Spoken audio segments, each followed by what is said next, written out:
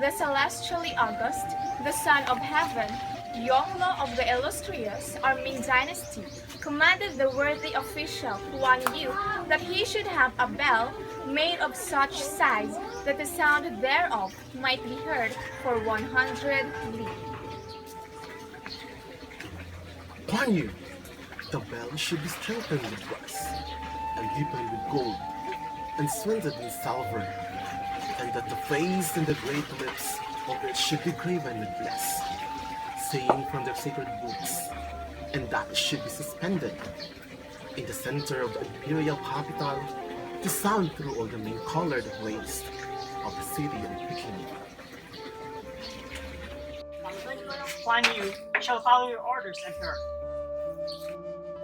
Therefore, the worthy Mandarin Kuan Yi assembled the master molders and renowned belchments of the empire and all men of great repute and cunning in foundry work, and they measured the materials for the alloy and treated them skillfully, and prepared the molds, the fires, the instruments, and monstrous melting pot for fusing the metal. They labored exceedingly like giants, neglecting only rest and sleep and the comforts of life.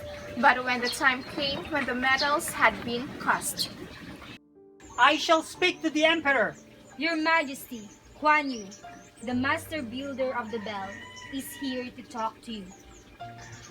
Let him in. My Emperor, the earthen mold separated from the glowing casting. It was discovered that despite their great labor and ceaseless care, the result was void of worth, for the metals had rebelled one against the other. The gold has scorned alliance with the brass. The silver would not mingle with the molten iron.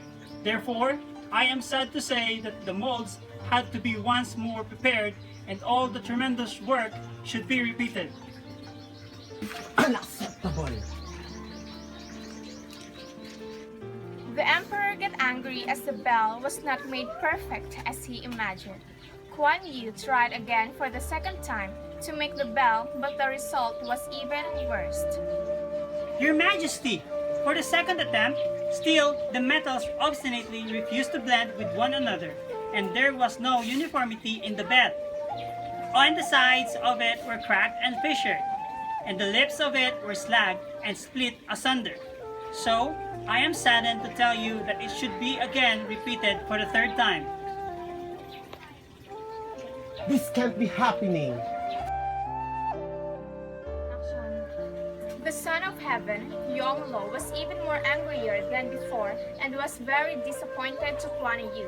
He sent his messenger to Kuan Yu with a letter, written upon lemon-colored silk and sealed with the seal of the dragon. Guan Yu, the emperor has sent you a letter. From the mighty Yonglo, the sublime Taitsung, the celestial and august, whose reign is called Ming to Kuan Yu, the Fubian. Twice thou hast betrayed the trust we have designed graciously to place in thee. If thou fail the third in fulfilling our command, thy head shall be severed from the neck. Tremble and obey.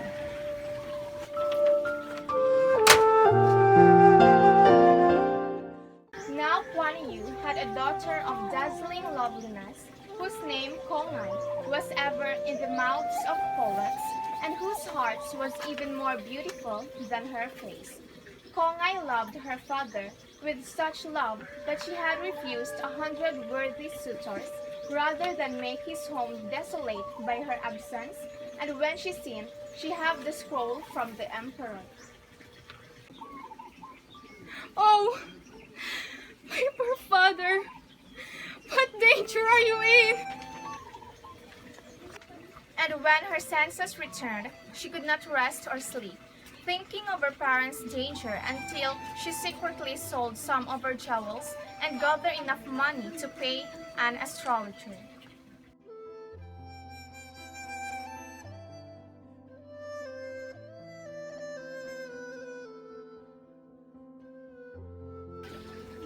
Gold and brass will never meet in wedlock.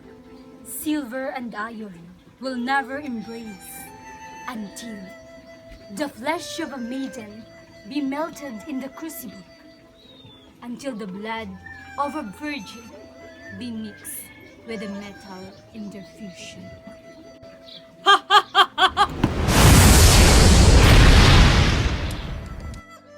Upon hearing the astrologer, Kongai returned home sorrowful of heart, but she kept secret all that she heard and told no one what she had done.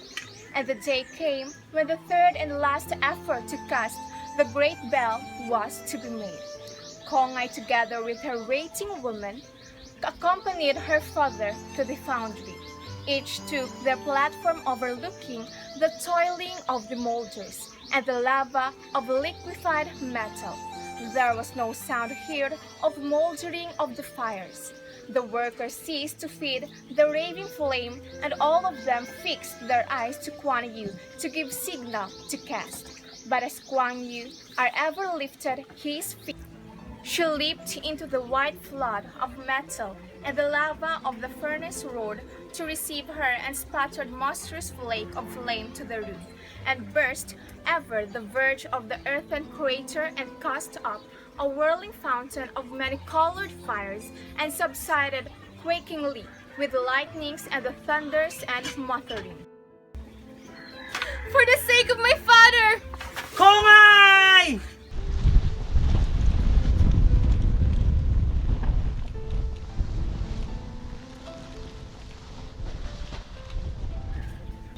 And the serving woman of Kongai, dizzy and speechless for pain, stood before the furnace, still holding in her hands a shoe with embroidery of pearls and flowers, the shoe of her beautiful mistress that was.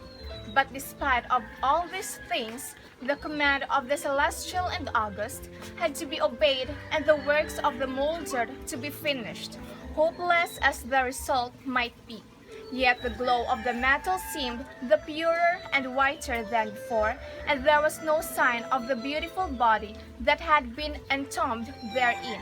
So the ponderous casting was made, and lo, when the metal had been cooled, it was found that the bell was beautiful to look upon, and perfect in form and wonderful in color above all other bells. Nor was there any trace found of the body of Kongai, for it had been totally absorbed by the precious alloy and blended with the well-blended brass and gold with the intermingling of the silver and iron.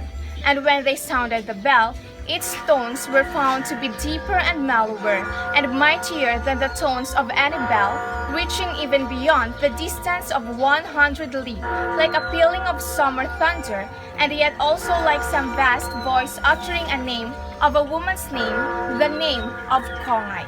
And still, between each mighty stroke, there is a long, low moaning heard, and even the moaning ends with the sound of sobbing and complaint, as though a weeping woman should murmur, "Hi!" And still, when the people hear that great golden moan, they keep silence. But when the sharp, sweet shuddering comes in the air, and the sobbing, "Hi!"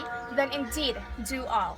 Chinese mothers, in all the many-colored ways of packing, whisper to their little ones, "Listen, that is Kongai crying for her shoe. That is Kongai calling for her shoe."